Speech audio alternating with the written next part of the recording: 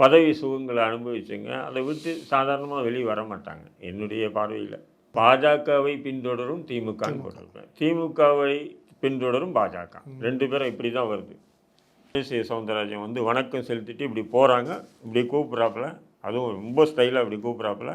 யார் அமித்ஷா கிட்ட வந்தோடனே நல்லா தெரியுது வான் பண்ணுறாங்க. எதுவாக இருந்தாலும் சரி வான் பண்ணுறாங்க. அது நான் வணக்கம்னு சொல்லிட்டு மறுபடியும் கூப்பிட்டுட்டு அதை ஒரு ரெஸ்பெக்ட் கூட இல்லாமல் உட்கார வச்சு கூட பேசாமல் அதுக்கு பதில் இவங்க தெரிவிக்கிறாங்க. அதை ஏற்றுக்கொள்ள மனப்பான்மை கூட இல்லை.